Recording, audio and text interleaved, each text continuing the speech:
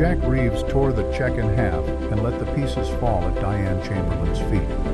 $92 million worth of aircraft sat dead on the runway behind them, and the only person who could save her was What a is in that box? 37-year-old Tell me mechanic now! from Newark. It's not what you She think. Just calm publicly down. humiliated Don't in lie to front me! of I her know what entire you're team. hiding! But Diane didn't know what Jack knew, what nobody in that hangar knew. Jack wasn't just some mechanic who got lucky. He was the man who'd brought a burning Black Hawk back from the dead in Fallujah with nothing but wire cutters and 30 seconds before the fuel tanks exploded.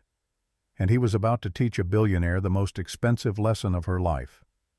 The phone rang at 6:47 in the morning. Jack was already awake. He'd been awake since 5:30, same as every day for the past 3 years, standing in his small kitchen in Newark, making a turkey sandwich for his daughter Lily. No crust. Lily hated crust apple slices on the side juice box tucked in the corner, and a note. He always wrote a note. Today's said, "You're braver than you think. Love, Dad."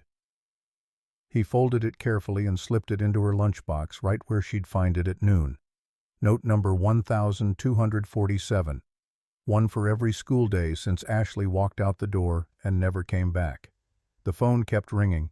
Jack wiped his hands on a dish towel and checked the caller ID. Tommy Ortiz, his old Air Force buddy, the man who'd pulled him from a burning helicopter in Fallujah and never let him forget it.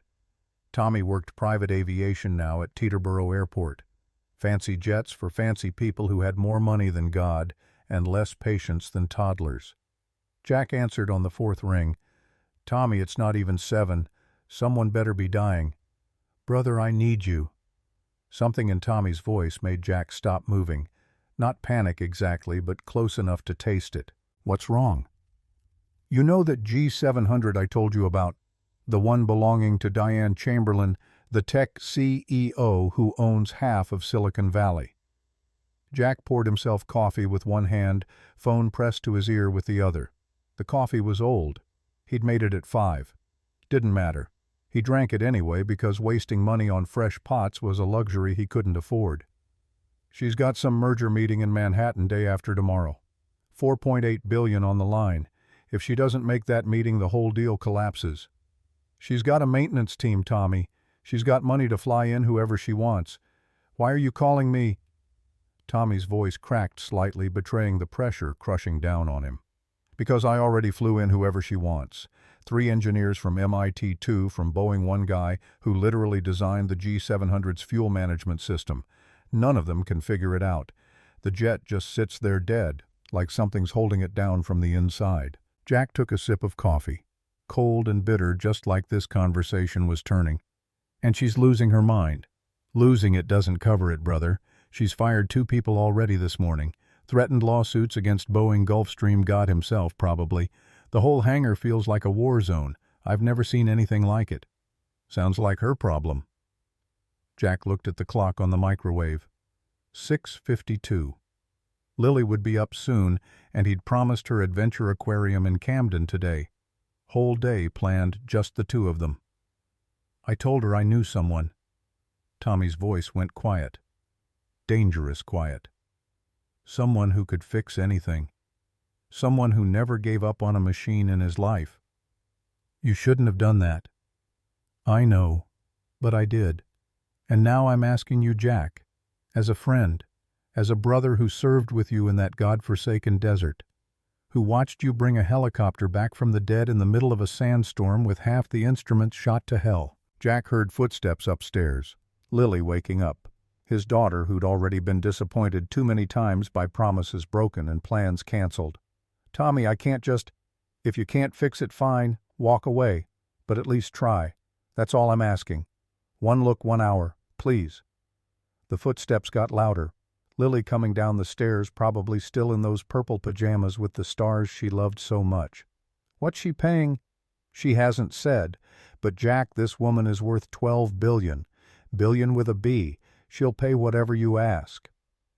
Jack thought about note number 1247 in Lily's lunchbox.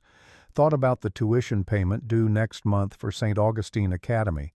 $24,000 for the only school in the area that actually challenged her, the only place where teachers saw how special she was. He thought about the transmission in his Civic making that grinding sound for 3 weeks now, the sound he'd been ignoring because mechanics who fix other people's machines can't always afford to fix their own.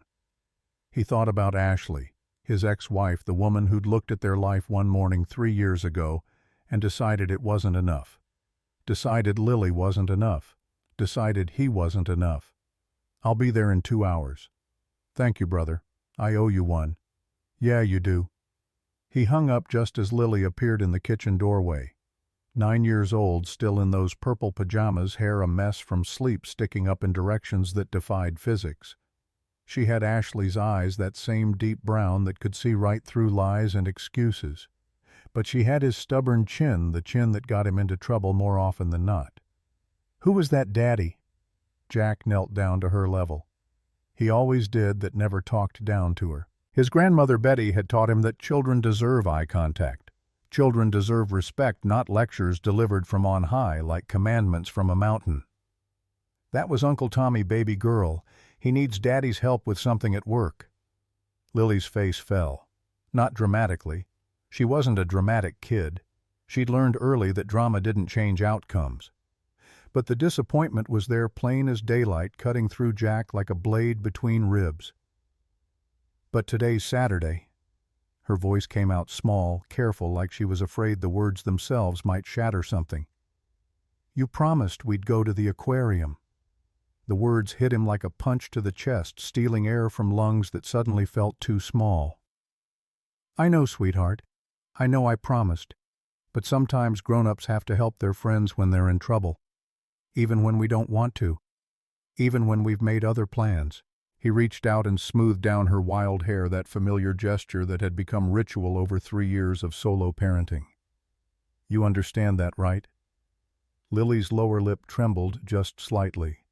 She was trying to be brave, trying to be the strong girl he always told her she was, trying to be older than 9 years old should require. "Will you be home for dinner?" "I will do everything in my power to be home for dinner, and if I'm late, I'll bring you ice cream. Deal?" A small smile cracked through the disappointment. Sunlight through storm clouds. "Chocolate. Is there any other kind?" She giggled, and the sound loosened something in Jack's chest he hadn't realized was wound tight. "Deal." He kissed her forehead, held her for an extra second, then stood and reached for his phone. Mrs. Patterson answered on the second ring, her voice warm and slightly muffled, like she'd been in the middle of breakfast. "Jack, everything okay?" "Emergency job, Mrs. P. Any chance you could watch Lily today?" "Of course, honey. Send her over whenever you're ready. I just made pancakes." "You're a lifesaver." "That's what neighbors are for." 20 minutes later, Jack was in his 2009 Honda Civic, heading north on the Garden State Parkway toward Teterboro. The transmission made that grinding sound as he shifted into third. He ignored it the way he'd been ignoring it for weeks now, the way he ignored most problems that required money he didn't have. He thought about Lily's face when he told her about the aquarium. He thought about the 1,246 notes before today's note. Every single one, a small promise, a small piece of his heart folded into her lunchbox. He thought about his grandmother Betty Reynolds, who'd raised him after his parents died in a car crash when he was 7. She'd lived in a little house in Richmond, Virginia. 3 bedrooms, 1 bathroom, a garden out back where she grew tomatoes and collard greens and hope in equal measure. She'd worked as a seamstress until she was 82. Made wedding dresses, mostly beautiful ones that made brides cry when they first saw themselves in the mirror. Her hands had never stopped moving, even when the arthritis made every stitch painful. Every seam an act of will over flesh. "There are 2 kinds of people in this world," she used to tell him while her needle flew through white silk like a hummingbird through flowers. "Wall builders and bridge builders. The wall builders think they're safe, but they end up trapped inside their own fortress alone with their fear. The bridge builders are scared too, Jack. Lord knows they're scared, but they build anyway because they know the only way through fear is connection." Jack gripped the steering wheel tighter, feeling the worn leather under his palms. He wondered which kind of person he was going to meet today. Wondered if Diane Chamberlain was a wall builder or a bridge builder or something else entirely. The security guard at Teterborough's private terminal looked at Jack's car like it was a cockroach that had crawled into a five-star restaurant during the dinner rush. The Civic was old, dented in 3 places where minor accidents had left their mark. The paint was fading from Jersey sun and winter salt. There was a crack in the windshield that had been there for 2 years, spreading slowly like a river finding its path. It sat in the entrance lane like an embarrassment, surrounded by gleaming black sedans and town cars that fed the wealthy to their waiting jets. A Bentley Continental, a Tesla Model X, a Mercedes S-Class that probably cost more than Jack would make in 5 years. The guard approached slowly, clipboard in hand, suspicion carved into his face like it had been etched there at birth. "Can I help you?" "Jack Reeves. I'm here to see Tommy Ortiz about the Chamberlain aircraft." The guard checked his clipboard, then checked it again, eyebrows climbing toward his hairline in disbelief. "You're the specialist." "That's what they tell me." The guard made a call, spoke quietly into his radio, glanced at Jack's car again with obvious doubt written across his features. Then he handed over a visitor's badge. "Hangar 7. Follow the signs." Jack drove through the gates into a world he didn't belong to and never would. Private jets lined the taxiways like toys for giants. Gulfstreams, Bombardiers, Cessna Citations. Each one worth more than he'd make in 100 lifetimes. Each one a symbol of a life he couldn't imagine, a reality so far removed from his own, it might as well exist on another planet. He didn't resent it. That wasn't his way. His grandmother had taught him that jealousy was poison that only hurt the person drinking it. That comparison was theft of joy. But he didn't understand it either. What did a person do with 12 billion? What did they dream about when they could buy anything? Who did they become when they'd never been told no Hangar 7 was the largest structure on the property? Doors open wide, blazing with industrial lights bright enough to perform surgery. Inside sat the most beautiful aircraft Jack had ever seen. The Gulfstream G700, $92 million of aerospace engineering. Range of 7,500 nautical miles. Top speed of Mach .925. The pinnacle of private aviation, capable of crossing oceans like a bird crossing a pond. Luxury wrapped in titanium and carbon fiber, and the dreams of people who'd never waited in a TSA line. And it was completely, utterly, devastatingly dead. Jack parked his Civic between a Bentley and a Tesla Model S. The contrast was almost funny. Almost. He grabbed his toolbox from the back seat. The same toolbox he'd carried through 3 deployments, held together with duct tape and prayers and the memory of his grandfather's hands. The box was dented and scratched, worn down to bare metal in places where it had been dropped or dragged or thrown from vehicles during emergencies. But every tool inside was perfect, clean, sharp, ready. His grandmother had given him this toolbox when he was 16, the summer before his grandfather died. "Tools are an extension of your hands, Jack," she'd said while showing him how to organize wrenches by size, sockets by drive. "And your hands are an extension of your heart. Take care of them and they'll take care of you. Don't ever let anyone tell you manual labor isn't noble. The world runs on the backs of people who know how to fix what's broken." He walked toward the hangar. The tension hit him before he even crossed the threshold. Hung in the air like humidity before a thunderstorm. Heavy, electric, dangerous. There were at least 18 people inside, maybe more, all of them radiating stress like heat from asphalt in August. Men in expensive suits shouted into phones. Engineers hunched over laptops, scrolling through diagnostic data with increasingly desperate expressions. Mechanics stood around looking helpless, their skills useless against a problem none of them could identify or understand. And in the center of it all, like a queen holding court in a burning castle, stood Diane Chamberlain. Jack had seen her picture before.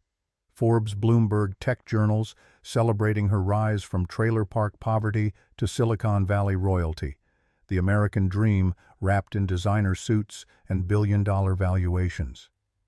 But photographs didn't capture the intensity of her presence the way she seemed to occupy more space than her physical body should allow.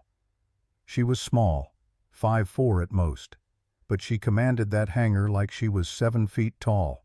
Dirty blonde hair pulled back severely from her face, not a strand out of place. A designer suit that probably cost more than his car, tailored to perfection, armor disguised as fashion. Eyes that could cut through steel, through excuses, through any defense a person might try to mount. Right now, those eyes were locked onto a middle-aged man wearing a Boeing polo shirt. The man was sweating despite the air-conditioning, face-red hands shaking slightly. 9 hours. Diane's voice was like ice cracking on a frozen lake, cold and sharp and dangerous enough to kill.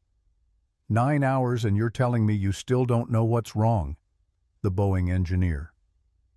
William Crawford, according to his badge, held up his hands defensively, a gesture of surrender that did nothing to deflect the incoming assault. Ms. Chamberlain, the diagnostic systems are showing no errors. The engines are structurally sound. The avionics are functioning perfectly within spec. On paper, this aircraft should start. But it doesn't start, does it? No, ma'am. So either the paper is lying or you are. Diane stepped closer to him. Invasion of personal space. A power move Jack recognized from 100 confrontations in 100 different contexts. Which is it, Crawford? Crawford's face went from red to purple. Ms. Chamberlain, I helped design this aircraft. I'm telling you there is no mechanical reason. Then find a non-mechanical reason. Diane stepped even closer and the man actually flinched backward. Find a spiritual reason. Find a reason involving aliens from Jupiter if you have to. I don't care what you find. I need to be in Manhattan in 36 hours, and I am not rescheduling this meeting because you and your team of so-called experts can't do your jobs. Ms. Chamberlain, I'm not finished. Diane's voice dropped to a whisper somehow more terrifying than shouting. The entire hangar went silent, every conversation stopping mid-sentence, every person turning to watch. Do you know what this meeting is worth, Crawford? The engineer swallowed hard. 4.8 billion, ma'am. Do you know what my company is worth? 12 billion. Do you know what your excuses are worth? She leaned in close enough that Jack could see Crawford flinch. Nothing. Your excuses are worth nothing to me. Less than nothing. They're costing me money with every second that ticks by. That's when Tommy appeared at Jack's side, looking like he hadn't slept in a week. Dark circles under his eyes, uniform slightly rumpled, coffee stains on his sleeve. He'd clearly been here all night, caught in the crossfire of Diane Chamberlain's fury. You made it. Tommy breathed the words like a prayer answered. Thank God. Tommy, what did you get me into? I know, I'm sorry, but she's right, man. Nobody can figure it out. I've never seen anything like it. The jet just won't start. No reason, no warning. It just sits there like it's given up on life. Jack watched Diane tear into another engineer, this one younger, wearing an MIT sweatshirt that proclaimed his prestigious education to anyone within visual range. The kid looked like he was about to cry. Is she always like this? This is her being patient. Tommy's laugh held no humor. You should have seen her 2 hours ago. Diane suddenly stopped mid-sentence. Her head turned slowly, deliberately scanning the hangar like a predator sensing prey. Her eyes swept across the space like searchlights hunting for targets and landed directly on Jack. For a moment, nobody moved. Nobody breathed. The entire hangar seemed to freeze in place, time stopping for just a heartbeat. Then Diane started walking toward him, her heels clicking against concrete with the rhythm of an execution drum, each step deliberate, each step bringing her closer to judgment. Jack had faced down insurgents in Iraq. He'd landed a crippled helicopter in a sandstorm with zero visibility and one working engine held together by hope and wire. He'd been shot at, blown up, left for dead in a ditch outside Fallujah with a sucking chest wound and no backup coming. None of that prepared him for Diane Chamberlain's stare. She stopped 3 feet away, close enough that he could smell her perfume, something expensive, something that probably cost more per ounce than his monthly grocery budget, close enough to invade his space the way she'd invaded Crawford's, testing him, measuring him, finding him wanting before he even opened his mouth. Who are you? Jack Reeves, ma'am. I'm here to look at your aircraft." Diane's eyes moved slowly down his body, taking inventory with the clinical precision of an auctioneer appraising livestock. The worn Carhartt jacket faded from years of use and wash cycles. The steel-toed boots scuffed and practical resoled twice because new boots cost money. The toolbox held together with duct tape, scratches telling stories of 1,000 repairs, dent in the corner where it had fallen from a helicopter during an emergency evacuation in 2011. Her lip curled slightly, an expression of distaste so subtle most people would miss it. "You're here to look at my aircraft." "Yes, ma'am." "And who exactly sent you?" Tommy stepped forward, trying to project confidence he clearly didn't feel, voice tight with tension. "I did, Ms. Chamberlain. Jack is the best aviation mechanic I've ever worked with. We served together in the Air Force. He can fix anything. I've seen him do things that would make Boeing engineers weep." "The Air Force." Diane's voice dripped with contempt, each word coated in acid. "So he worked on military aircraft, fighters, cargo planes, things that were built in the 1980s and held together with duct tape and prayers and the kind of maintenance standards that would make the FAA have a collective heart attack." "I've worked on everything, ma'am." Jack kept his voice quiet, steady, refusing to rise to the bait. "Fighters, cargo helicopters, and yes, private jets. I'm certified on Gulfstream Bombardier Cessna. I know these systems." "Certified?" Diane laughed, and there was no humor in it, just sharp edges that could draw blood. "Everyone in this hangar is certified, Mr. Reeves. I have PhDs standing right here. Patents, publications. 35 years of combined experience. Engineers who literally designed the systems you claim to understand." She stepped closer into his space, testing him the way a boxer tests an opponent's defense in the first round. "So tell me what makes you think you can do what they can't." Jack met her gaze and held it, didn't flinch, didn't look away. His grandmother's voice in his head. "When people attack you, Jack, don't attack back. Stand firm, speak truth.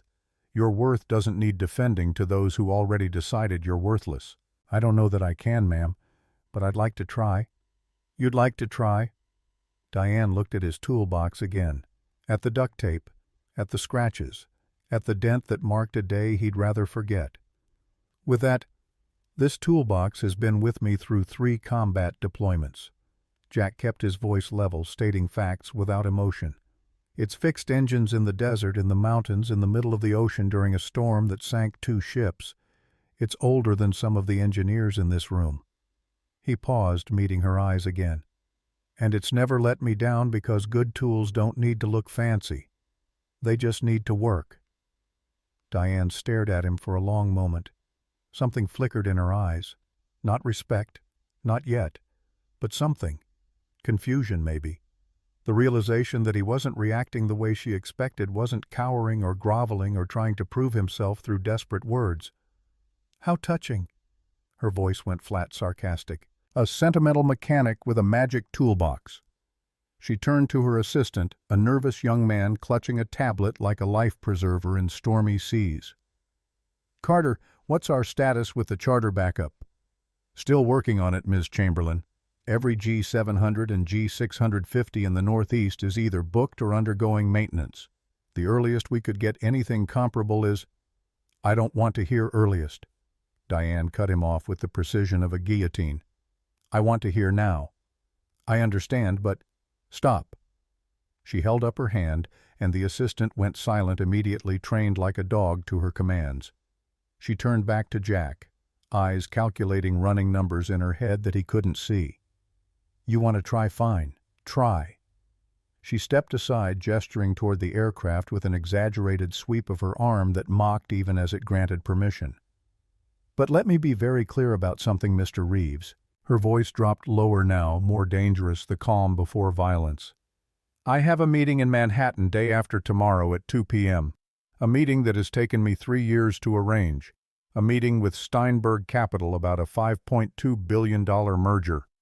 "I understand." "No, I don't think you do." Diane moved closer, close enough to whisper, close enough that only Jack could hear her words meant for him alone. I have engineers from MIT standing over there.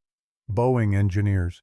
Men who literally built this aircraft from blueprints and specifications. And you." She looked at his jacket, his boots, his car visible through the hangar door. That piece of rolling shame that marked him as other, as less than as not belonging in this world of private jets and billion-dollar deals. "You showed up in a Honda Civic with a toolbox wrapped in tape." Jack said nothing. Let the silence speak for him. "So here's the deal, Mr. Reeves." Diane's eyes locked onto his with laser focus. "If you somehow manage to fix what they couldn't by some miracle of God or luck or whatever you want to call it, I'll write you a check for $500,000. Right here, right now." A murmur rippled through the hangar. People had stopped pretending not to listen. This was theater now, performance, public execution or unexpected triumph playing out for an audience. "But when you fail, and you will fail, I want you to apologize, not to me." She pointed at her engineering team at Crawford, at the MIT kid, at all of them, watching this confrontation with varying degrees of pity and schadenfreude. To them, for wasting everyone's time with this circus. Jack felt every eye in the hangar on him, the weight of their doubt, their skepticism, their certainty that he would fail, pressing down like atmospheric pressure at depth. He thought about Lily at home with Mrs. Patterson, about the aquarium they were supposed to visit, about note number 1,247 in her lunchbox. "You're braver than you think." He thought about his grandmother Betty Needle flying through silk hands that never stopped moving, even when the pain made tears run down her cheeks. "Your worth ain't in your wallet, Jack. It's in your word, your work, your willingness to help when others turn away." He thought about Ashley leaving, about coming home to find her clothes gone, her side of the closet empty. Lily asking every day for a year when Mommy was coming home. He thought about $500,000, about what that money could buy. Security, stability, a new car, years of tuition paid in advance, the breathing room he'd never had not once in 3 years of struggling alone. And he thought about the way Diane Chamberlain looked at him, like he was nothing, like his existence was an insult to her sensibilities, like the fact that he showed up in an old car with an old toolbox meant he couldn't possibly have value, couldn't possibly know things that her expensive experts didn't know. "Ma'am, I don't need $500,000. Diane blinked. Whatever she'd expected him to say, it wasn't that. "Excuse me. And I'm not going to apologize to anyone for trying to help." The hangar went dead silent, the kind of silence that precedes earthquakes and revolutions, the moment before everything changes. "If I fail, I fail. I've failed before. I'll fail again. That's how learning works. That's how getting better works." Jack shifted his toolbox to his other hand. "What I will do is look at your aircraft with fresh eyes and honest hands. That's what I came here to do. That's what my friend asked me to do." He met Diane's gaze one more time, seeing past the anger to the fear, underneath the desperation she was trying to hide behind fury and ultimatums. "Now may I get started? We're wasting time." The silence stretched. 5 seconds. 10. Diane Chamberlain stared at him like she was seeing something she didn't recognize, something that didn't fit into any category she understood, any box she could label and dismiss. Then her face hardened like concrete setting. "Fine. Get started." She turned to Tommy. "Mr. Ortiz, you'll supervise. If he touches anything, he's not supposed to have him removed." "Yes, ma'am." Diane walked away, phone already at her ear, already shouting at someone about alternative arrangements, backup plans, lawsuits that would rain down like fire from heaven if this situation wasn't resolved immediately. Tommy exhaled hard. "Brother, you've got bigger balls than I remembered. Just get me access to the cockpit." They walked toward the aircraft, toward the $92 million machine that had defeated every expert they'd thrown at it, toward the mystery that Jack would either solve or fail trying. As they approached, Jack noticed a young woman standing apart from the others, early 20s, maybe wearing a maintenance uniform. She was watching him with an expression he couldn't quite read, something between hope and skepticism. "Who's that?" "Sarah Williams, junior technician. Been with Chamberlain Aviation about 7 months. She's been trying to tell everyone something all morning, but nobody listens. She's too new, doesn't have enough letters after her name. Jack made a mental note. Then he climbed the stairs into the aircraft.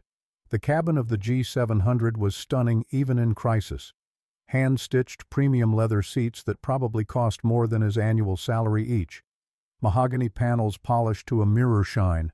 A bedroom suite in the back with actual luxury cotton sheets, a shower with rainfall head, a full bar stocked with bottles whose names Jack couldn't pronounce.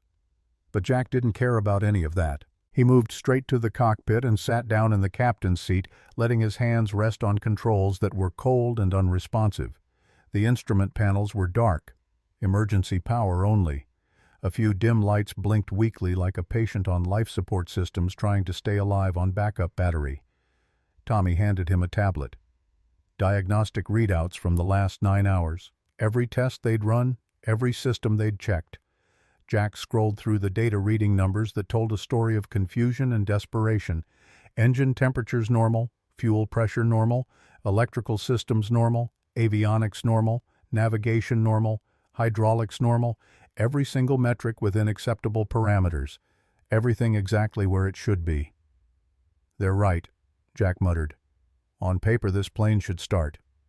So what are they missing?" Jack didn't answer. He set down the tablet and closed his eyes. Tommy watched him confused. Jack, what are you doing?" "Shh." Jack sat perfectly still, hands resting on the flight controls, letting the world fade away until there was nothing but him and the machine. Nothing but silence and the faint hum of emergency systems. This was something he'd learned in the Air Force. Not from any manual, not from any training program. From an old master sergeant named Willie Benson. 70 years old when Jack met him. 3 wars and 50 years of turning wrenches on everything from prop planes to stealth fighters.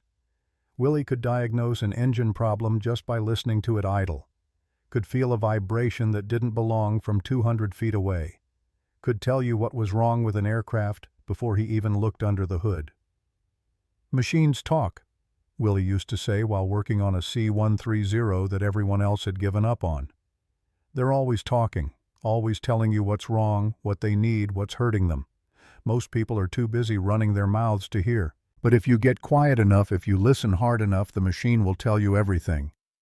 Jack listened. At first there was nothing. Just the distant sound of activity in the hangar. People talking, phones ringing, the hum of industrial lights overhead, the faint whisper of air circulation through the cabin, then something else. A feeling more than a sound. A pressure in his chest, subtle but present. Like the aircraft was holding its breath. Like it wanted to fly but couldn't.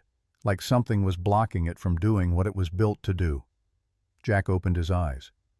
"I need to see the engine compartment." Tommy frowned. "Jack, they've checked the engines 6 different ways. I need to see the engine compartment." "The Boeing guy literally designed this aircraft. He says the engines are perfect." "Tommy." Jack turned and looked at his friend, letting the certainty show in his eyes. "I need to see the engine compartment." Something in his voice made Tommy stop arguing. Okay, brother. Let's go." 20 minutes later, Jack was lying on his back beneath the aircraft's left engine flashlight clenched in his teeth. Hands tracing fuel lines with the delicacy of a surgeon exploring for tumors. 3 MIT engineers stood nearby, watching with a mixture of skepticism and curiosity. Crawford had refused to participate at all, standing 50 feet away with arms crossed, calling the whole thing a waste of time to anyone who would listen, protecting his ego by maintaining distance from this circus. Diane Chamberlain paced 30 feet away, phone pressed to her ear, voice sharp as she explored alternative arrangements that didn't exist. Backup plans for situations that had no backup. Jack blocked it all out. He moved methodically through the engine compartment, checking connections, feeling for anomalies, running his fingers along every pipe and wire like a blind man reading Braille, trusting touch more than sight. The engine was beautiful, pristine, perfectly maintained, every component exactly where it should be according to specifications. But something was wrong. He could feel it in his gut. That same instinct that had kept him alive in combat. the sense that developed when you worked with machines long enough to understand their language. That pressure again. That sense of something blocked, something waiting. And then he found it. Not a fuel pressure sensor. Something more subtle, more insidious. The new 5G entertainment system installed 3 weeks ago during routine maintenance. Buried deep in the cabin infrastructure, its electromagnetic emissions were interfering with the engine control unit at a specific frequency. Only when the landing gear was compressed on the ground, only when the engines attempted to start, only when all conditions aligned perfectly in a configuration that no diagnostic would catch because the tests ran systems individually, not as an integrated whole. The interference blocked the ignition signal for exactly 0.3 seconds. The exact duration of the ignition window. Miss it, and the engine wouldn't start. But everything tested normal because the problem only manifested in that precise microsecond when multiple systems converged. Jack pulled himself out from under the engine. His coveralls were stained with grease and hydraulic fluid. His back ached from the concrete floor, but his heart was pounding with the certainty of discovery. Who did the last maintenance on this aircraft? One of the MIT engineers, young guy, who couldn't be more than 26, checked his tablet with the careful precision of someone who'd learned to always verify before speaking. Full service was completed 3 weeks ago. Standard interval check, everything by the book. And the cabin entertainment upgrade, the engineer scrolled. Yes, new 5G system installed. Approved manufacturer. All documentation filed properly. But nobody tested electromagnetic interference between the new system and the engine control unit during the startup sequence. Silence. The engineer's face went pale. We ran all standard diagnostics. Standard diagnostics test systems individually, not interaction effects. Jack showed him the tablet, pulled up frequency spectrum data. Look here. The new entertainment system emits at 2.4 GHz. Engine control unit operates at 2.38 GHz. Close enough that when landing gear is compressed, which ground-specific circuits, it creates a feedback loop that blocks the ignition signal for exactly 0.3 seconds. But 0.3 seconds is exactly how long the ignition window is. Miss it, engine doesn't start. Diagnostics don't catch it because you're not testing during that specific microsecond. The older engineer, 50s with a gray beard, stared at him. How did you? Nobody found this in 9 hours. Because nobody was looking for it. You were looking at individual systems. I was listening to the whole machine. 15 minutes later, Jack stood in front of Diane Chamberlain. She'd stopped pacing when Tommy approached her, stopped talking when Jack asked for a moment of her time. Now she stood with arms crossed, face unreadable, surrounded by her team of experts who had failed her. The entire hangar had gone quiet. Conversations dying, people turning to watch, sensing that something was about to happen. Well, Diane's voice was flat. You asked for my attention. You have it. Talk. Jack turned the tablet so she could see the screen. 3 weeks ago, during routine maintenance, your team installed a new 5G entertainment system. Standard procedure, approved parts, everything by the book. And whoever installed it didn't test for electromagnetic interference with the engine control unit during specific startup conditions. Creates a feedback loop that blocks the ignition signal. The silence was deafening, crushing, absolute. Electromagnetic interference, Diane repeated. Her voice was still flat, but something dangerous moved underneath. Explain. Jack pulled up another screen. The new system emits at 2.4 GHz. Engine controller at 2.38 GHz. When aircraft is on ground with landing gear compressed, it creates feedback that blocks ignition for 0.3 seconds, exactly the ignition window. Miss it, engine doesn't start. Not enough to trigger warnings, not enough to show up on diagnostics testing individual systems, but enough to prevent engines from reaching ignition sequence. Diane turned slowly toward Gerald Morton, her silver-haired head of maintenance, the man who had assured her all morning that his team had done everything correctly, that there was no way human error could be involved.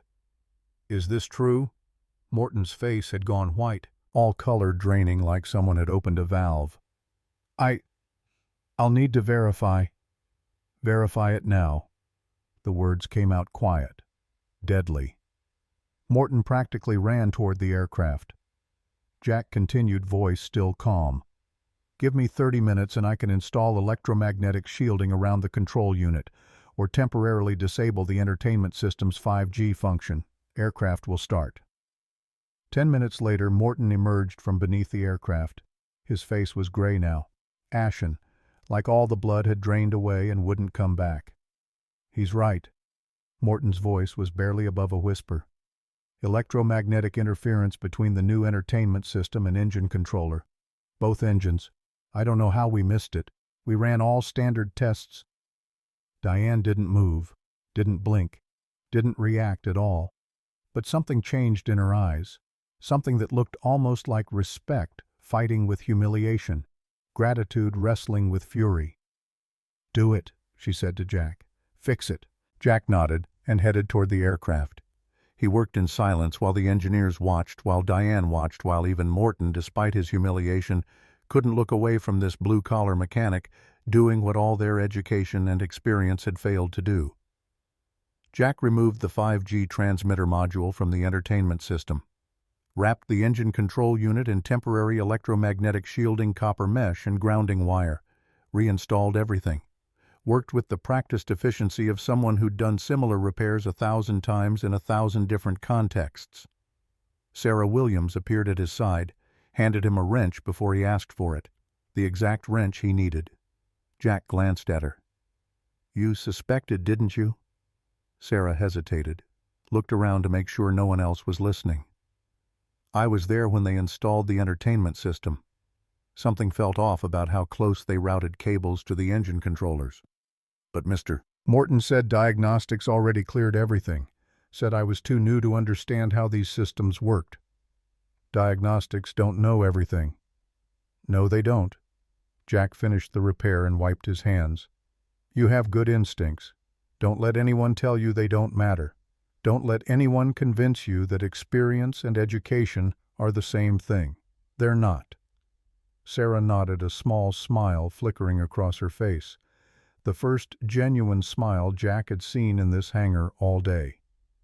Thank you, Mr. Reeves. Call me Jack. At exactly 10:47 a.m., Jack climbed into the cockpit of the Gulfstream G700. He ran through the startup sequence. Movements automatic after years of training. Systems check, fuel check, ignition protocol. His hands moved with the confidence of repetition guided by muscle memory and thousands of hours in aircraft of every kind. He pressed the ignition button. For one terrible moment, nothing happened. The cockpit stayed dark. The engines stayed silent. And Jack felt his heart stop, felt the weight of failure pressing down, felt the humiliation of being wrong rushing toward him like a freight train. Then a whine, low at first, building slowly. The left engine began to spin, slowly at first, then faster still. The sound building from whisper to roar. Then the right engine joined in, both Rolls-Royce power plants coming to life with a sound like thunder, like vindication, like resurrection. The instruments flickered to life across the cockpit. Screens lit up like Christmas lights being plugged in. Warning indicators cleared one by one, replaced by steady green lights that said everything was normal. Everything was right. Everything was exactly as it should be. The engines roared, and it was the most beautiful sound Jack had ever heard. Better than music, better than applause. The sound of a machine doing what it was built to do. He looked out the cockpit window at the hangar below, at the engineers who had doubted him, at the mechanics who had given up, at Tommy pumping his fist in the air like his team had just won the Super Bowl, and at Diane Chamberlain standing frozen in the middle of it all, her face impossible to read. Jack shut down the engines and climbed out of the cockpit. He walked down the stairs slowly. His legs were tired. His back ached. He'd been awake since 5:30 and the adrenaline was starting to fade, leaving exhaustion in its wake. Diane walked toward him. The crowd parted to let her through. She stopped 3 feet away, the same distance as before, but everything was different now. "You did it." "The aircraft did it, ma'am. I just helped it breathe." Diane's face worked through emotions Jack couldn't name. Pride fighting with humility. Anger wrestling with gratitude. The walls she'd built over decades cracking under pressure she didn't understand or know how to process. Then she did something no one expected. She reached into her jacket, pulled out a checkbook, and began writing, pen scratching across paper in the silence. $500,000, she said as she wrote. As promised. She tore the check free and held it out to him. That piece of paper representing more money than Jack had seen in his entire life. More money than he'd earned in 3 years of backbreaking work. Jack looked at it. He thought about Lily, about the tuition payment, about the transmission in his Civic, about all the ways that money could make their lives easier, about the breathing room it would provide, the security, the stability. He thought about the bills piling up on his kitchen counter, about the second job he'd been considering, about the sacrifices he made every day just to keep his daughter in a school that actually challenged her. $500,000. It would change everything. Then he thought about the way Diane had looked at him when he walked in, the contempt in her voice, the certainty that he would fail, the assumption that he was less than nothing because of how he dressed, what he drove, where he came from. He took the check. Diane's eyes widened slightly. Surprised, perhaps, that he'd accepted so easily, that he'd given in to the temptation of money like she expected everyone to do. Then Jack ripped it in half, and in half again, and dropped the pieces on the floor at her feet. "I didn't come here for your money, Ms. Chamberlain." Jack's voice carried across the hangar like a bell cutting through fog. "I came because a friend asked for help. That's what I do. I help people, and I don't need a check to prove my worth." The torn pieces of paper lay scattered at Diane's feet like confetti after a party no one enjoyed. "I know my worth. I've always known it." Jack picked up his toolbox, that battered metal case held together with tape and history. "Your aircraft is fixed. Your meeting will happen. I hope the merger goes well. I truly do." He turned to walk away, boots scuffing against concrete, each step carrying him toward the exit and the old Honda Civic waiting outside and the life he understood. "Mr. Reeves," Diane's voice stopped him, quieter now, different somehow. The sharp edges filed down to something almost human. Jack turned back. She stood amid the torn pieces of $500,000, looking at him like she was seeing him for the first time, like he was a puzzle she couldn't solve, a language she didn't speak, a concept that refused to fit into any category her brilliant mind had created. "Why?" The word came out almost as a whisper, barely audible over the ambient noise of the hangar. "Why tear it up? You could obviously use the money." Jack considered the question, weighing his words like a jeweler weighing diamonds. "Because some things are worth more than money, ma'am. Respect for one. Self-respect." He glanced at the aircraft humming with potential behind her, then back to meet her eyes. "And I figure you've got enough people in your life who'll do anything for a check. Maybe what you need is someone who won't." He nodded to Tommy, shook Sarah Williams's hand, thanked her quietly for trusting her instincts. Then he walked out of the hangar into bright autumn sunlight that felt like freedom. Behind him, the Gulfstream G700 sat ready to fly, ready to carry Diane Chamberlain to the most important meeting of her life, ready to seal a $5.2 billion deal that would reshape her company and validate 3 years of planning. And Diane Chamberlain stood motionless, watching him go, feeling something she hadn't felt in a very long time, something that made her chest tight and her eyes sting. She just didn't have a word for it yet. Jack was halfway to his car when he heard footsteps behind him. Quick footsteps. Someone running.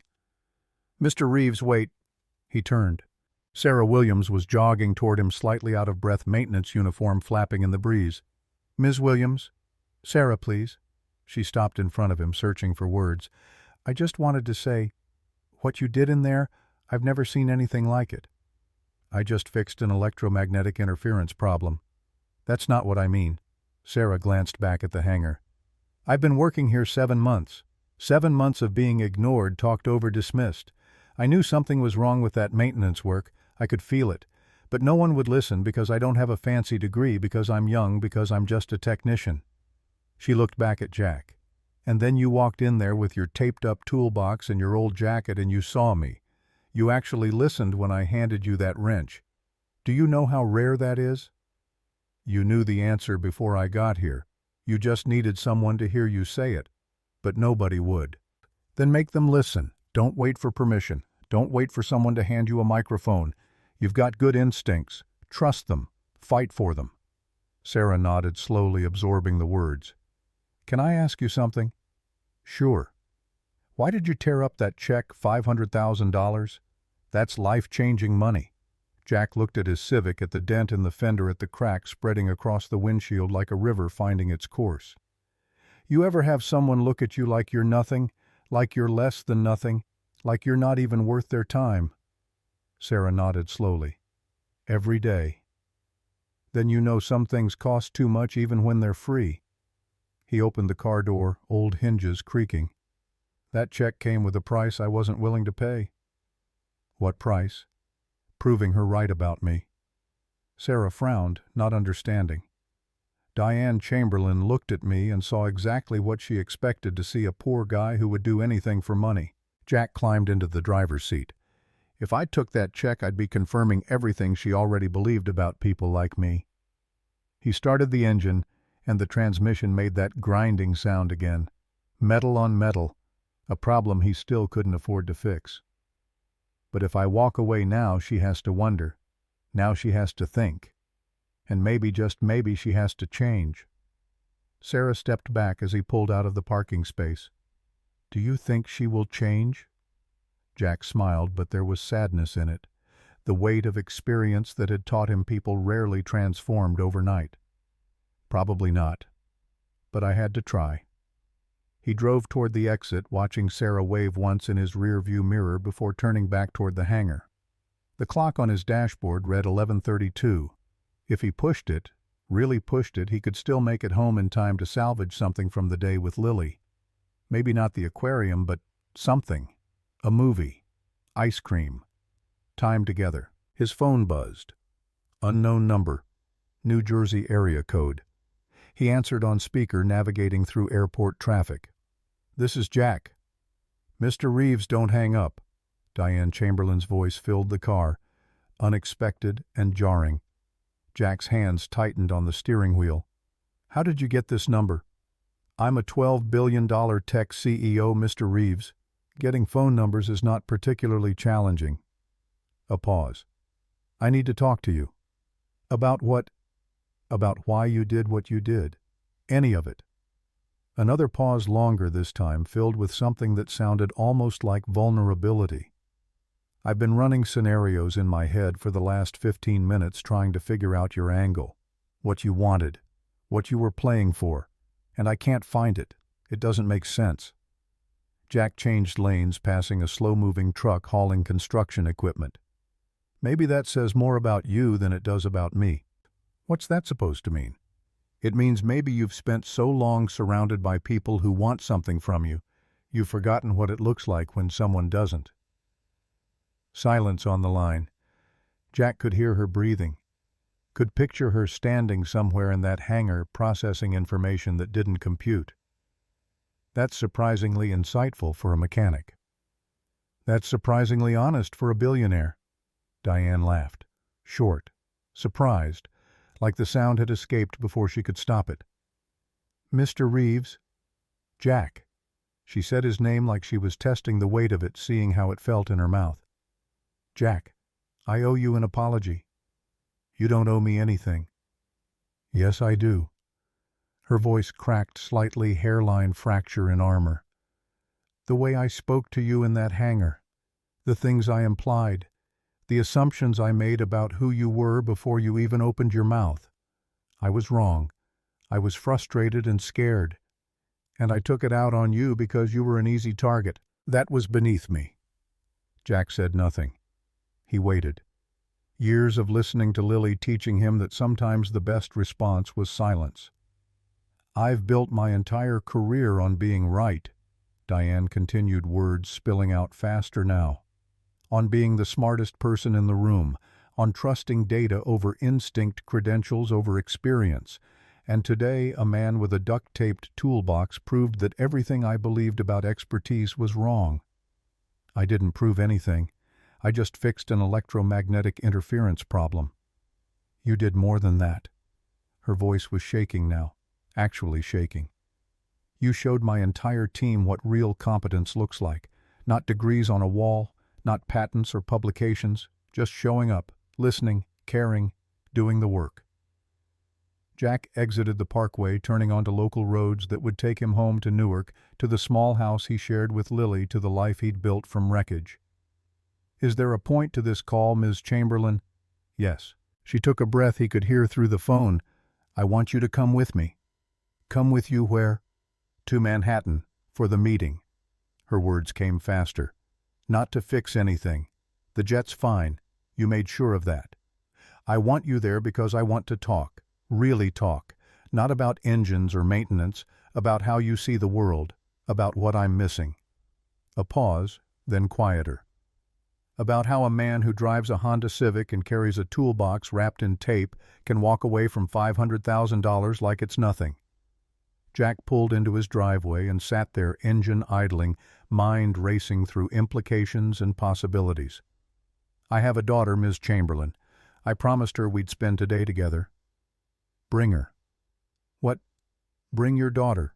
I assume she's never been to Manhattan. Consider it educational. You're serious. I'm always serious.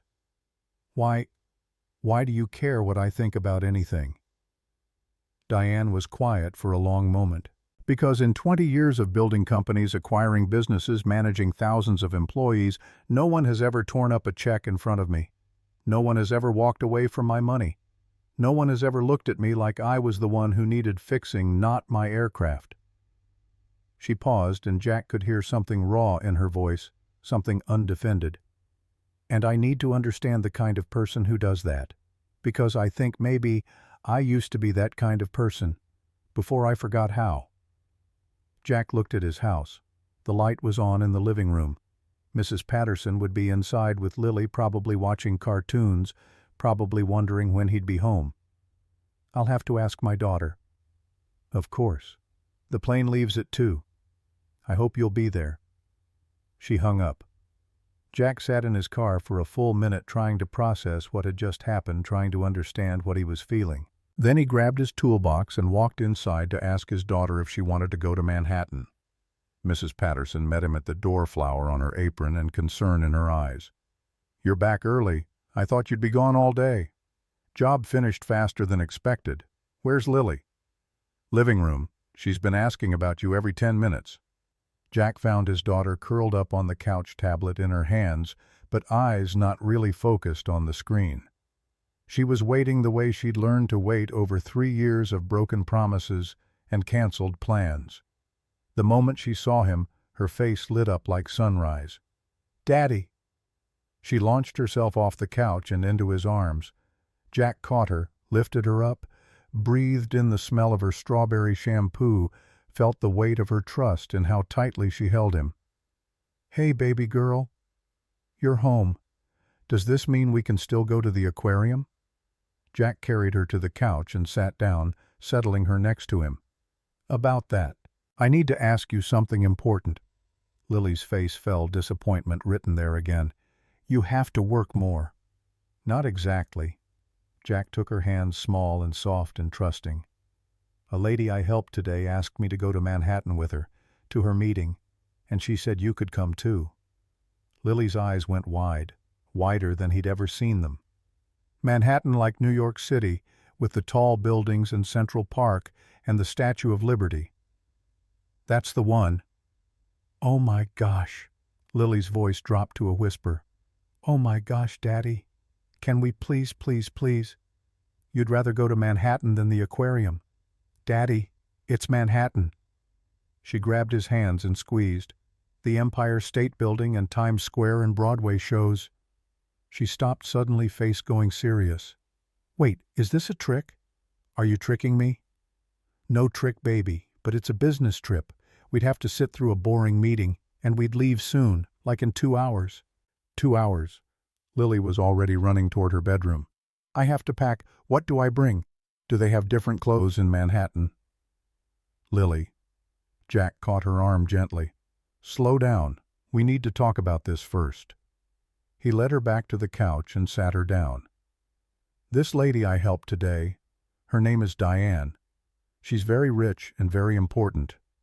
And she wasn't very nice to me when I first got there.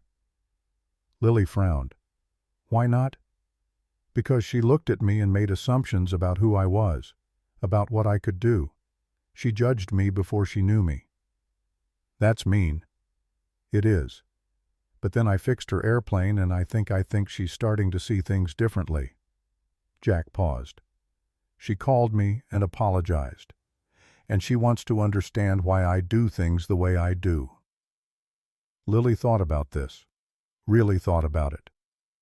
Jack could see the wheels turning behind her eyes, his daughter processing information with care and intelligence beyond her years. So she was mean, but now she's sorry. That's right.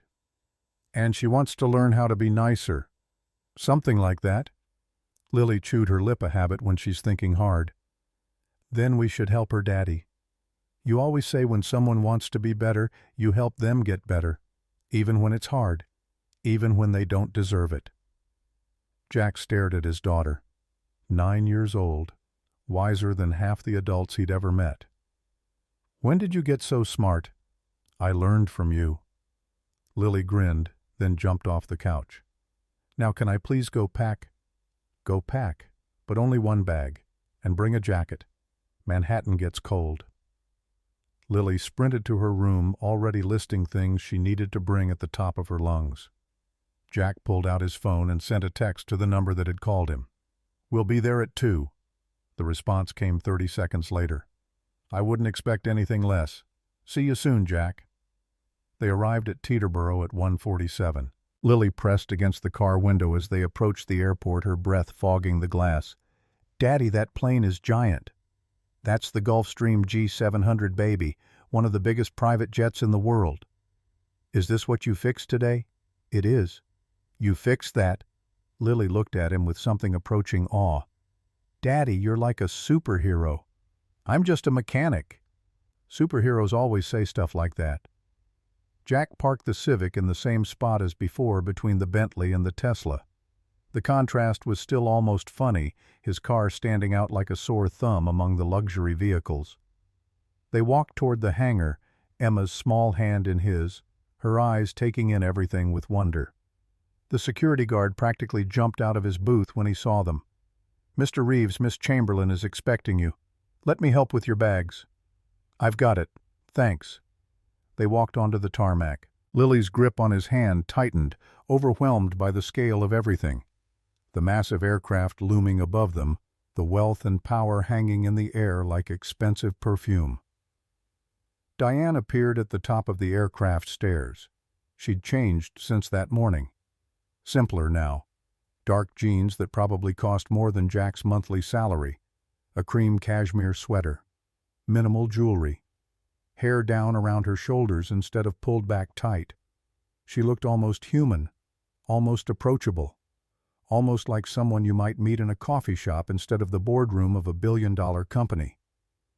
She walked down the stairs and stopped in front of them. You came. I said I would. Diane's eyes dropped to Lily, and something shifted in her face. Something softened in a way Jack hadn't seen before. And you must be the famous daughter I've heard about. Lily looked up at her father, then back at Diane. Are you the mean lady who said sorry? Jack closed his eyes. Lily. But Diane laughed. A real laugh, warm and surprised and genuine. Yes, I suppose I am. She knelt down to Lily's level, eye to eye, the same way Jack always did. Your father told you about me. He said you judged him before you knew him. That's mean. My teacher says we should never judge people by how they look. Your teacher is right. I made a mistake. A big one. Are you going to make it again? Diane glanced up at Jack, then back at Lily. I'm going to try very hard not to. Lily considered this for a long moment, weighing Diane's words with the seriousness of a judge weighing testimony. Then she nodded. "Okay, I forgive you." "Thank you. That's very generous." "Daddy says forgiveness is free, but trust has to be earned." Diane stood slowly looking at Jack with an expression he couldn't read. Something between surprise and respect, and something else he couldn't identify. "She's remarkable. She takes after her mother." The words came out before Jack could stop them, carrying more weight than he'd intended, opening a door he'd meant to keep closed. Diane noticed but didn't push. "Shall we board? We have a schedule to keep." They climbed the stairs into the aircraft. Lily gasped when she saw the cabin, the luxury so far removed from anything in her experience it might as well have been a palace. "Daddy, there's a bedroom on an airplane." "I know, baby. And a TV, and it's bigger than our TV at home." Diane smiled, watching Lily explore with wide eyes and running commentary. "She can have the bedroom if she wants. There's a tablet with movies, games, whatever she needs." "That's very kind. Thank you. It's the least I can do." Diane gestured toward a seating area near the front of the cabin. "Can we talk privately just for a few minutes?"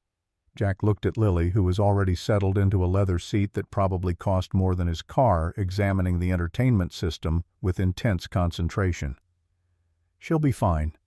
They moved to the front of the aircraft, out of Lily's earshot. Diane sat across from Jack, hands folded in her lap. Nervous, he could see it now, the cracks in her armor. "I owe you more than an apology." "You already apologized." "I apologized for how I treated you. I haven't apologized for why." Diane looked out the window at the tarmac, gathering herself. "I grew up poor. Did you know that?" "I didn't. My parents lived in a trailer park in West Virginia, coal country. My father worked underground until black lung killed him when I was 16. My mother worked 3 jobs to keep food on the table for 4 kids. We had nothing, less than nothing. We had debt and shame and a zip code that told everyone we'd never amount to anything." She turned back to Jack. "Everything I have I built. Every dollar, every connection, every piece of power. I fought for all of it, against people who looked at me the way I looked at you this morning, people who decided I was worthless based on where I came from. So you became what you hated." The words hung between them, sharp and true and cutting. Diane flinched. "Yes, I suppose I did." She paused, voice cracking. "When you walked into that hangar, I saw everything I'd spent my life running from. The assumption that someone who looks a certain way, dresses a certain way, drives a certain car, can't possibly be competent. Can't possibly belong in spaces reserved for people with the right credentials." Her voice was shaking now. "I spent 20 years proving people like that wrong, and then I became one of them. Why are you telling me this?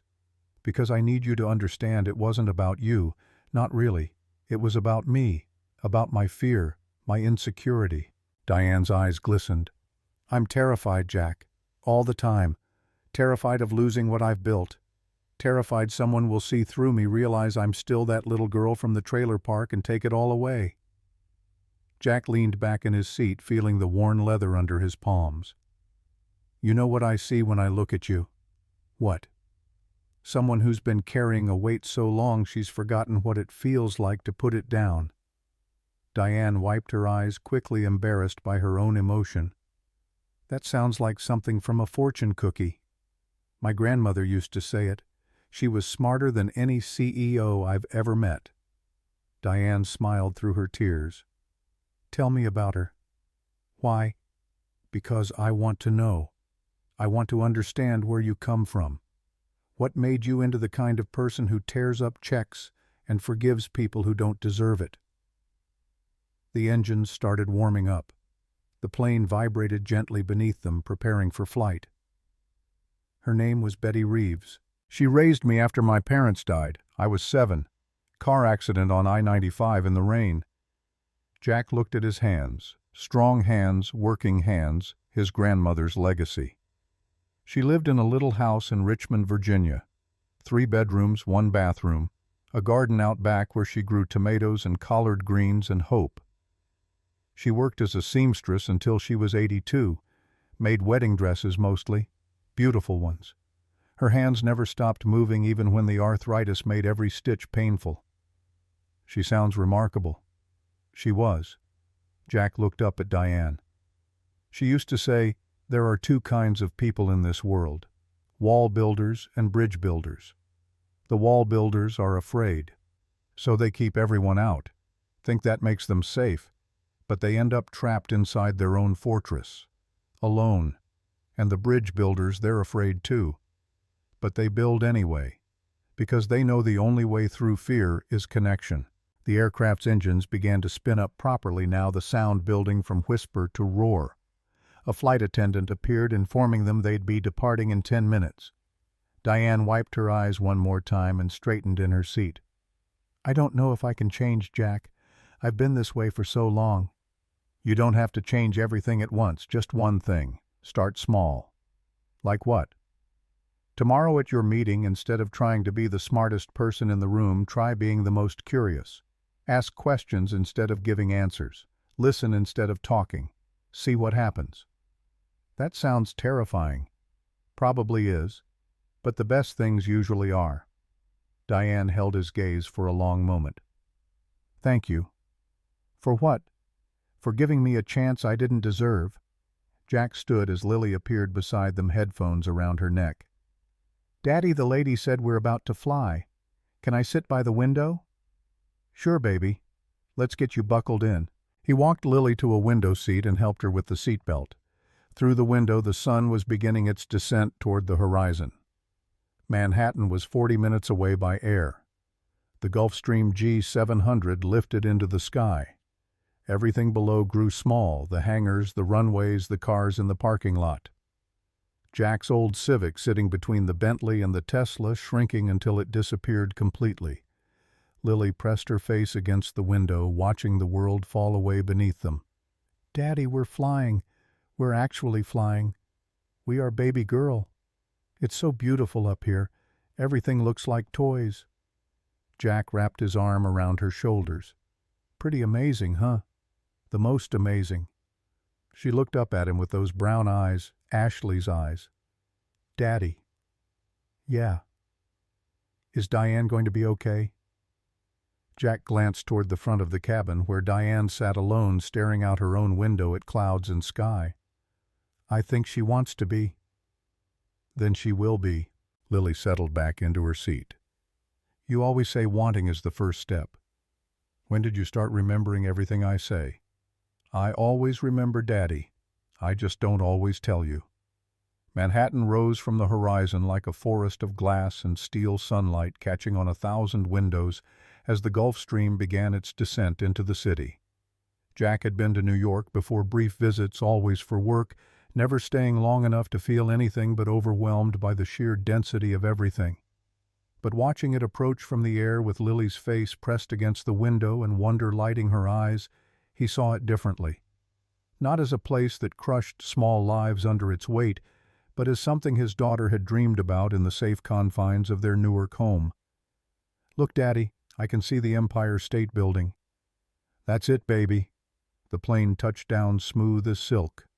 Private terminal, no security lines, no crowds, no waiting. Just a black SUV that appeared the moment they stepped off, the aircraft driver holding the door open like they were royalty instead of a mechanic, and his 9-year-old daughter who'd never ridden in anything fancier than Mrs. Patterson's Buick. Diane slid into the back seat beside them. She'd put on her armor again, the sharp edges back in place, though not quite as cutting as they'd been that morning. Phone already in her hand, already scrolling through messages that had accumulated during the flight. The Steinberg meeting is at 2, she murmured more to herself than to them. We have 90 minutes. Where should we go? Jack kept his arm around Lily, who was staring wide-eyed at the city rushing past the tinted windows. Diane looked up from her phone. Actually looked at them, not through them. Where do you want to go? Lily's voice came out small, careful, like she was afraid of asking for too much. Could we see the Empire State Building just for a little bit? Something crossed Diane's face. A memory, maybe, or recognition of something she'd lost. Carter, change of plans. Take us to the Empire State Building first." The driver nodded without comment. Jack started to protest they didn't have time. Diane had her meeting, they were already imposing, but she cut him off with a look. "The meeting can wait 30 minutes. Let's see the city." They rode the elevator to the 86th floor observation deck in silence. The crowd pressed around them, tourists from every corner of the world, speaking languages Jack couldn't identify, taking photos of everything, everyone trying to capture something that couldn't be captured. But when they stepped out onto the deck, the wind hitting their faces with the force of something alive, all of that fell away. Lily ran to the railing, Jack close behind. The city sprawled beneath them in every direction. Buildings that seemed impossibly tall from the ground now looked small, manageable, part of a pattern that made sense from up here. "Daddy, I can see forever." "Pretty amazing view, huh? It's like we're on top of the world." Jack knelt beside her, always eye to eye. "What do you think?" "I think—" Lily paused, searching for words big enough to match what she was feeling. "I think everything looks different from up here. Like all the things that seem scary down there don't matter as much when you can see the whole picture." Jack pulled her close, overwhelmed by his daughter's ability to find truth in simple observations. 9 years old and already understanding things it had taken him decades to learn. Diane appeared beside them, hands in her pockets. Hair whipping in the wind she made no attempt to control. For the first time since he'd met her, she looked unguarded, present. "My father brought me here once." She spoke quietly, barely audible over the wind. "I was 8. We'd driven up from West Virginia in a truck that burned oil so bad people could smell us coming. We didn't have money for anything else, just the observation deck. But he said everyone should see New York from up here at least once. Said it reminded you that the world was bigger than whatever problems were crushing you back home." She turned to face them, and Jack saw tears in her eyes that the wind couldn't explain away. "He died 6 months later. Black lung. I never forgot what he said up here." Lily reached out and took Diane's hand without hesitation, without fear, the way children do when they recognize pain in adults. "I'm sorry your daddy died." Diane knelt down, mirroring Jack's posture. "Thank you, sweetheart. But you know what? Every time I come back here I remember him, and that's a gift even when it hurts. Daddy says the people we love never really leave us. They just change how they're with us. Your daddy is a smart man." They stood there together, 3 people from different worlds, connected by wind and height and the strange alchemy of shared moment. Jack watched his daughter hold hands with a woman who'd been a stranger that morning, watched walls come down brick by brick, and wondered if his grandmother Betty had been right about bridge builders after all. Diane's phone buzzed. Reality intruding. "We need to go. The meeting." "Will it take long?" Lily's voice carried a hint of worry. "Probably a couple hours." Diane squeezed her hand. "But I promise we'll do something fun after. Have you ever had real New York pizza? Is it different from regular pizza?" Night and day. The Steinberg Capitol offices occupied the top 3 floors of a midtown tower that made even the Empire State Building seem quaint by comparison. All glass and chrome, and the kind of austere wealth that didn't need to announce itself. Carter, Diane's assistant, met them in the lobby, young, nervous, perpetually clutching his tablet like a security blanket. "Ms. Chamberlain, they're ready for you in the executive conference room." "Thank you, Carter." Diane turned to Jack. "There's a lounge on this floor. Lily can wait there, or—" "Actually," Jack interrupted, "I was thinking we'd explore the city, if that's okay with you." Diane blinked, surprised. "You came all this way, and you're not going to sit in on the meeting? You don't need me in that room. You need to do what you do best. Close the deal. Be brilliant. But I asked you here because you wanted to talk. And we did. On the plane. You wanted to understand how I see the world. I showed you." Jack put his hand on her shoulder, casual gesture that made her freeze, slightly unused to being touched without permission. "Now go show James Steinberg what you're made of. And remember, be curious, not just smart." Diane stared at him, something shifting in her eyes. "You're not what I expected, Jack Reeves." "Good. Expectations are boring." She smiled genuine warmth, breaking through professional ice, then turned toward the elevators. Stopped, turned back. Jack, yeah, thank you, for coming, for everything. Go close your deal. She nodded, shoulders squared, ready. But something was different in how she carried herself. Less armor, more human. Jack and Lily found themselves back on the street within minutes, the autumn afternoon cooling as shadows lengthened between buildings. Where do you want to go, baby girl? Lily looked up at him with those eyes that saw too much, understood too deeply. Daddy, do you like Diane? The question landed like a stone thrown into still water. Ripples spreading outward. Jack knelt down, always eye to eye. What do you mean? I mean, do you like her? Like how you used to like Mommy? Jack felt his breath catch. Wasn't expecting this question. Not here. Not now. Why do you ask? Because you look at her different, like how people look at each other in movies before they kiss. Lily, it's okay if you do, Daddy. She took his hands. I want you to be happy. You're always making sure I'm happy. But what about you? Jack's throat tightened. 9 years old and carrying wisdom that shouldn't fit in such a small frame. I don't know how I feel about Diane yet, baby. We just met today. But you could like her. Someday. Right? He thought about Diane's vulnerability on the plane. About the way she'd looked at him when he tore up that check. About something shifting in his chest he hadn't felt in 3 years. Something that terrified and thrilled him in equal measure. Maybe. Someday.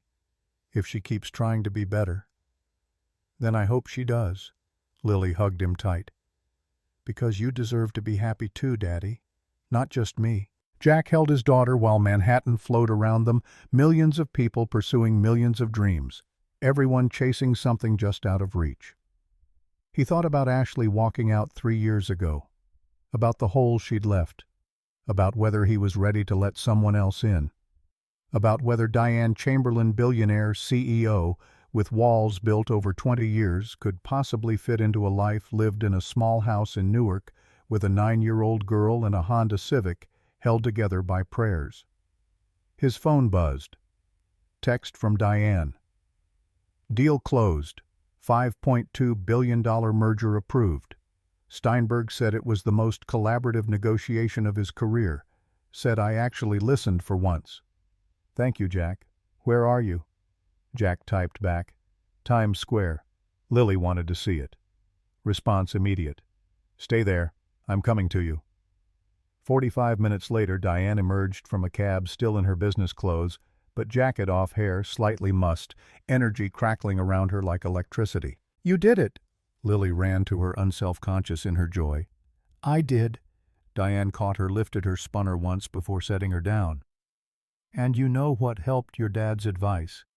I asked questions. I listened. I stopped trying to be the smartest person in the room and started being the most interested. And it changed everything. She looked at Jack over Lily's head. Something passing between them. Understanding. Recognition. The beginning of something neither could name yet. Now, Diane announced, who's ready for the best pizza in New York? They found a place tucked between tourist traps, small family run, the kind of spot that had been there 40 years and would be there 40 more. Red checkered tablecloths. Frank Sinatra crooning from speakers that had seen better decades. The smell of garlic and tomatoes and bread baking. Diane looked around like she'd stumbled into a museum of her own past. I haven't been in a place like this in, I don't even know how long. When's the last time you ate somewhere that doesn't have a sommelier? Jack slid into a booth. She thought about it. Really thought. Honestly, I can't remember. They ordered 2 large pizzas, pepperoni and plain. Sat in that corner booth while the city rushed past outside, insulated by brick walls, and the smell of good food made by people who cared more about craft than profit margins. Lily attacked her slice with the enthusiasm of a kid who'd skipped lunch. Diane picked up her piece tentatively like she wasn't sure of the proper protocol. "It's pizza, Diane, not surgery. Just pick it up and eat it." She did, took a bite, eyes widened. "Oh my God. Good, right. This is incredible. How is this so good?" "Because it's made with care instead of pretension." Jack grinned. "And about $4,000 less than your usual dinner." Diane laughed, genuine surprised free. Took another bite. "I'd forgotten what this feels like." "What?" "Being normal. Being just a person. Not a CEO, not a brand. Just someone eating pizza in New York." Lily interrupted, tomato sauce on her chin. "Diane, you have pizza sauce on your face." Diane froze, reached for a napkin, suddenly self-conscious. But Lily giggled. "It's okay. Daddy gets it too. It means you're doing it right." Jack watched Diane dab at her face, looking embarrassed but also lighter than he'd seen her all day. Something warm shifted in his chest. Something dangerous and wonderful and completely terrifying. "Oh no," he thought. "This is how it starts." The Plaza Hotel suite was stunning in the way only old money and new could create together, classic architecture married to modern luxury. 2 bedrooms with king beds, living room with fireplace, floor-to-ceiling windows overlooking Central Park, marble bathroom bigger than Jack's entire first floor back home. Lily was asleep within minutes of her head hitting the pillow, exhausted from a day that had contained more wonder than her 9 years usually allowed. Jack and Diane sat in the living room, city lights glittering through windows. She'd changed into comfortable clothes, yoga pants, soft sweater, first time Jack had seen her in anything truly casual. She looked younger somehow, more vulnerable. "Jack, can I tell you something?" "Sure." "I was married once." Jack turned to look at her, surprised. "I didn't know that." "Most people don't. It was 8 years ago. His name was Preston. Preston Hargrave. Investment banker. Brilliant. Ambitious." She paused, gathering herself. "We were married for 3 years. And I destroyed it." "What happened?" Diane's voice cracked as the words came. "I did exactly what I did to you this morning. I built walls. I worked 90 hours a week. I put the company first, second, and third. Preston came somewhere around 15th. He tried. God, he tried, asked me to slow down, take vacations, have dinner together occasionally, maybe think about starting a family." Her hands trembled slightly. "And I said no to all of it, because I was terrified that if I stopped running, stopped building, stopped achieving, I'd realize I was still that poor girl from the trailer park who didn't deserve any of this." "Diane, he left. And he was right to leave. I was so focused on building an empire I forgot to build a life." She wiped her eyes. "After the divorce I worked even harder, made even more money, built even higher walls.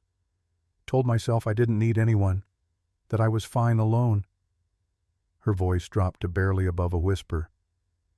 "And today, watching you with Lily, seeing how you look at her, how you listen to her, how you put her first without even thinking about it, I realized I've been lying to myself for 8 years. I'm not fine. I'm lonely. I'm so goddamn lonely I can barely breathe sometimes." Jack moved closer, not touching but close enough she could feel his presence. "Diane, you don't have to be lonely." "Don't I look at me, Jack? I'm 42 years old. I run a $12 billion company. I have 5,000 employees depending on me. I have a merger that requires 60-hour weeks for the next 6 months." She shook her head. "What kind of person could possibly fit into that life who would want to—" "Maybe you're asking the wrong question." "What do you mean?" "You're asking who could fit into my life. Maybe you should be asking, what kind of life do I want to build?" Diane stared at him. "I can't just change everything. Walk away from the company. The board would—" "I'm not saying walk away. I'm saying choose, deliberately. What matters to you? What do you want your life to look like in 5 years?" She was quiet for a long moment, looking out at city lights. I want, God, I don't even know how to say this out loud. Try. I want to feel like this more often. She gestured around them. Like what? Like I'm not performing, not proving anything, not wearing armor. She looked at him. I want to eat pizza in Times Square and not worry about whether someone's taking pictures. I want to laugh without calculating how it affects my image. I want to... Her voice dropped to a whisper. I want to matter to someone the way you matter to Lily. Not because of what I can do for them or give them or build for them, just because of who I am. Jack held her gaze. Then start building that life, one choice at a time. I don't know how. Yes, you do. You already started today. What do you mean? You apologized. You invited us to Manhattan. You listened in your meeting instead of talking. You ate pizza in Times Square. He smiled. Those are all choices, Diane. Little ones. But they add up. She wiped her eyes, laughed softly. When did you become so wise? Grandmother Betty. She was full of wisdom. I just borrowed it. Diane moved closer. Close enough Jack could smell her perfume, different now, softer, less expensive. Jack, I know this is crazy. I know we just met today. I know you have a whole life in Newark and I have this... She gestured around. This thing I've built. But I haven't felt this alive in years. Maybe ever. Diane. I'm not asking for anything. I'm not expecting anything. I just need you to know today changed something in me. You changed something in me. She took his hand, hesitant, vulnerable. And I don't want to go back to being the person I was yesterday. Jack looked at their hands, at city lights through the window, at the door where Lily slept. He thought about Ashley leaving, about 3 years alone, about walls he'd built to protect himself and his daughter, about whether he was brave enough to tear them down. Diane, I live in Newark. I'm a mechanic. I drive a 2009 Honda Civic with a cracked windshield. I have a 9-year-old daughter who needs stability, not chaos. I know. And you run a $12 billion company. You have board meetings and investor calls and a merger that requires your full attention. I know that too. So what are we doing here? She smiled, sad and hopeful all at once. Building a bridge. Maybe. If you're willing to try. Jack was quiet for a long moment. Then, I have to put Lily first. Always. No exceptions. I would never ask you not to. And I can't be someone's project, someone you're trying to fix or change or improve. That's not what this is. Then what is it? Diane's answer came soft but certain. It's two people who've both been alone too long. Two people who've both built walls so high they forgot what connection feels like. It's me wanting to be brave enough to try, to see if I can build something real with someone who sees me, not just the empire. She squeezed his hand. And it's me hoping you're brave enough to try too. Jack looked at her, really looked at her, saw past the CEO, past the billions, past the armor, saw a woman who grew up in a trailer park, who lost her father at 16, who built an empire from nothing because she was terrified of being nothing, a woman who was lonely and scared and desperate for connection, a woman who reminded him of himself more than he wanted to admit. Okay, let's try, but slow, very slow, because I have to protect Lily. Of course, as slow as you need. She smiled, real smile, hope and fear mixed together. Thank you, Jack. For what? For not running away, for giving me a chance I probably don't deserve. Everyone deserves a chance to change Diane. Question is whether you'll take it. They sat in comfortable silence, watching the stars, feeling the future opening up before them like a road stretching toward the horizon. 3 months later, on a crisp November Saturday morning, Jack stood in his garage working on a neighbor's boat engine, radio playing classic rock softly, Springsteen singing about glory days. Tools lined the walls, organized the way Grandmother Betty had taught him. Everything in its place, everything ready. Life had changed in 3 months, changed in ways both wonderful and complicated. Diane came to Newark most weekends, staying at a small boutique hotel downtown because Jack's house felt too intimate, too fast. They had Sunday dinners together, Jack, Lily, Diane around the kitchen table. Lily talked about school and friends and dreams, while adults listened with the attention children deserve. Video calls during the week when Diane traveled, her face on the tablet screen telling Lily about Boston or Chicago or Seattle, making promises she kept, building trust one small commitment at a time. Lily adored Diane. That was the biggest surprise, how naturally Diane had taken to being part of a child's life after years of avoiding anything resembling domesticity. She read bedtime stories over video chat when she traveled, sent postcards from every city, remembered every small detail Lily told her. But it wasn't perfect. They fought sometimes, about Diane's work schedule that threatened to consume everything, about Jack's stubbornness that wouldn't let her help financially even when help was offered, about normal things couples fought about when two different worlds tried to merge, but they always came back to the table, always chose connection over distance. His phone buzzed. Text from Diane. Board meeting ran late, still on for dinner. Jack typed back one-handed. Always, Lily's making a welcome sign. Tell her I can't wait to see it. She knows. Been talking about it all week. A pause. Then 3 words that still made his chest tight every time. I love you. They'd said it for the first time 2 weeks ago. Diane first terrified, vulnerable. Jack following because he couldn't not. I love you too. Drive safe. I always do. No you don't? A laughing emoji appeared, then silence. That afternoon Jack's phone rang again. Tommy Ortiz. Jack, you need to see this. See what? Check page 6. Now! Jack pulled up the website on his phone. His stomach dropped. Headline, Tech Billionaire Diane Chamberlain's Secret Romance from Trailer Park to Private Jets to Newark Mechanic. Below the headline, photos. Diane and Jack at a small restaurant in Newark. Diane and Jack walking through Central Park with Lily. Diane getting out of her rental car at Jack's house. The article was worse. Sources close to Chamberlain. Insider comments about her being distracted and different since the relationship began. One board member speaking anonymously expressing concern about the CEO's judgment and whether personal matters were affecting business decisions. Jack kept reading, each word a small cut, his net worth compared to hers. His car, his house, his life presented as evidence of some kind of gold-digging scheme he wasn't even aware he was running. The phone rang. Diane.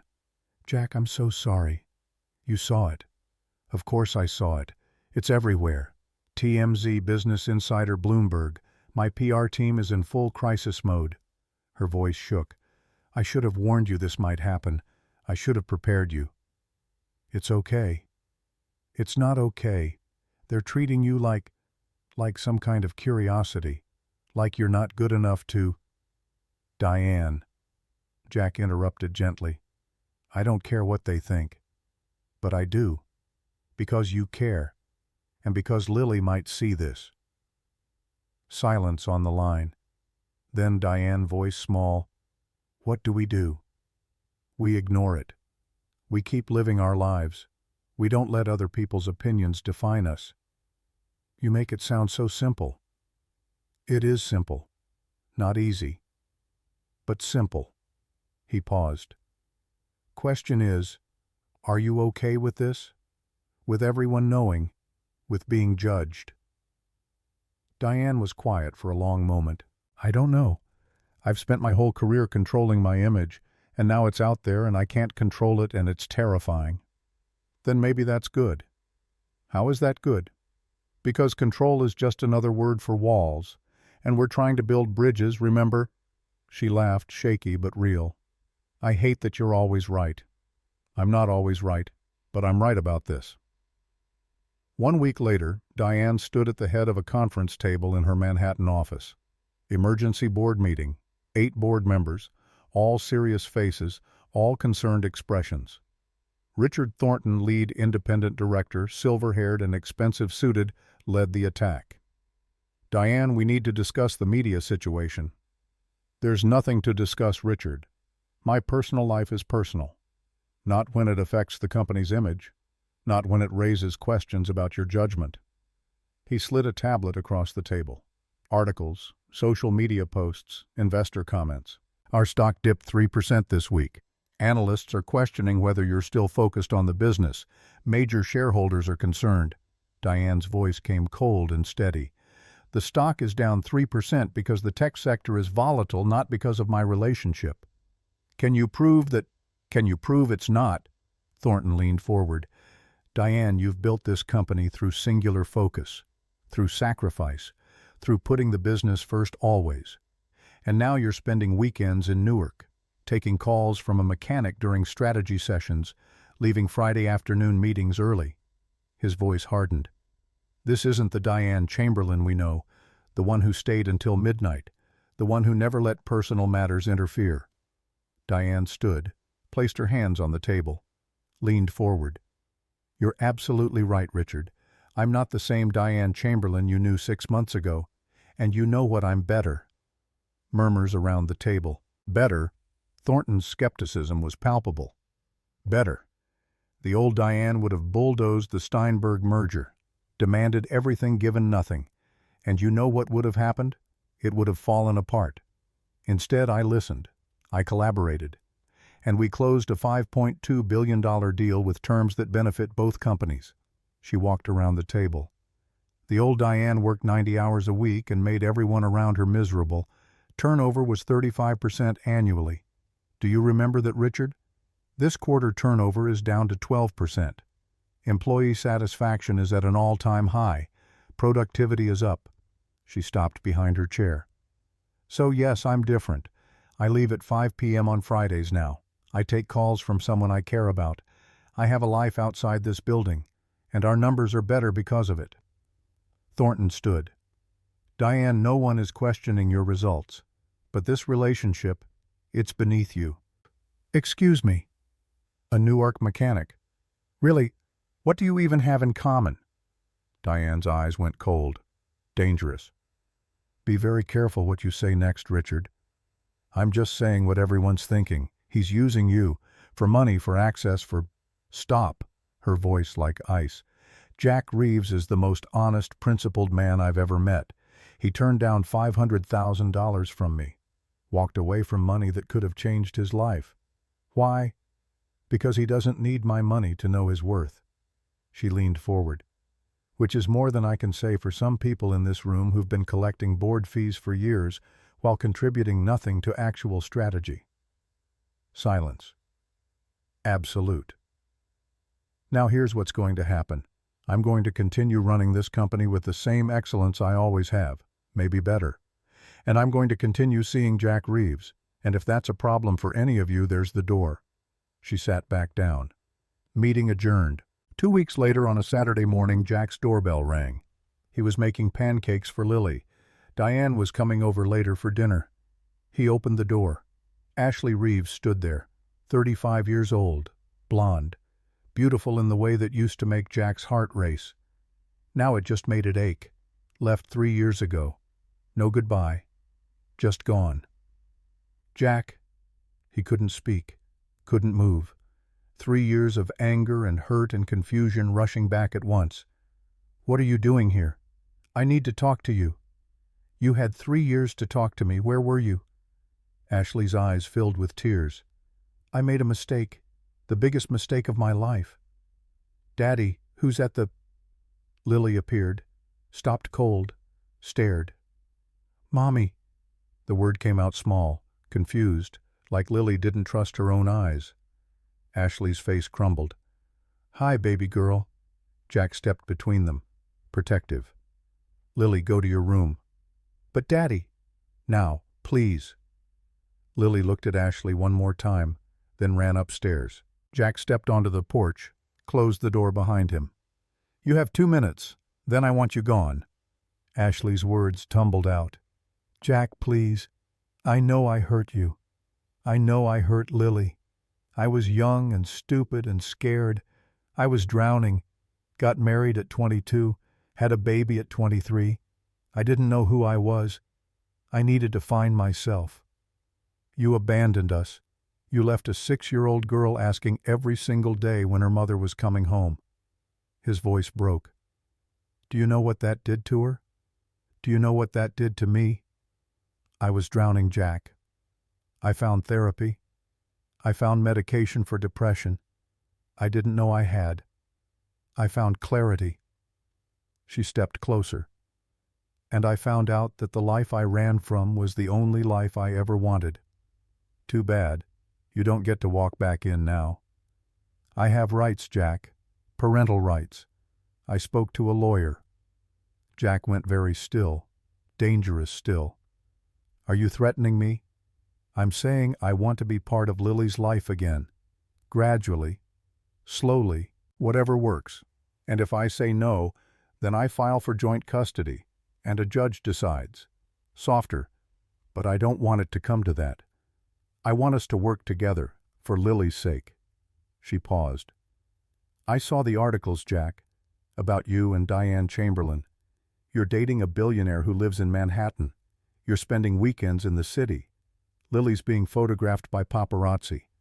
I just want to make sure she's okay, that she's stable, that she's not being used as a prop in some celebrity relationship. Jack felt rage building, but also fear, because Ashley had a point even if her motives were questionable. Diane loves Lily, and Lily loves her. I'm sure she does. But what happens when it ends, Jack? What happens when the novelty wears off and the billionaire realizes she doesn't want to play house in Newark anymore? You don't know that. And neither does Lily. Ashley walked to her car, stopped, turned back. I'm staying at the Marriott downtown for 2 weeks.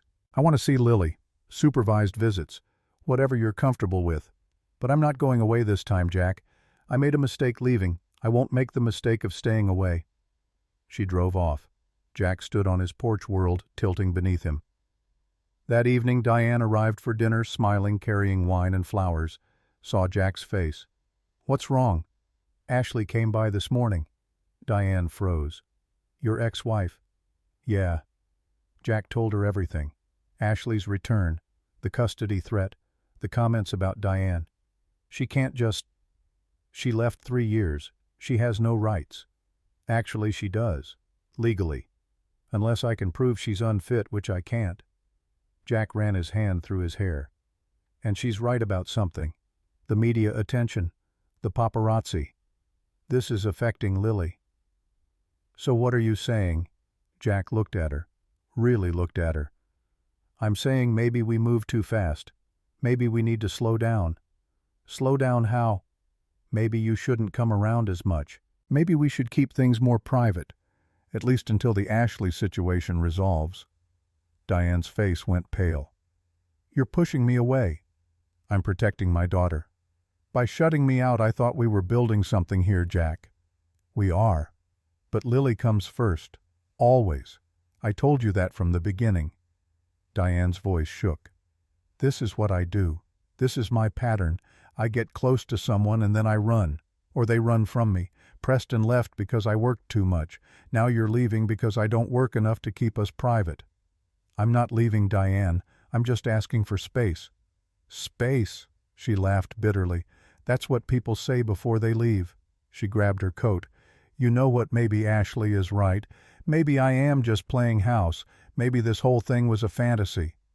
Diane. No, you want space. You've got it. She walked to the door, stopped, didn't turn around. For what it's worth, Jack, I love you. I love Lily. This isn't a game to me, but if you can't trust me, then maybe you're right. Maybe we moved too fast. She left, door closing softly behind her. Jack stood in his empty kitchen feeling like he'd just made a terrible mistake, but also feeling like he'd had no choice.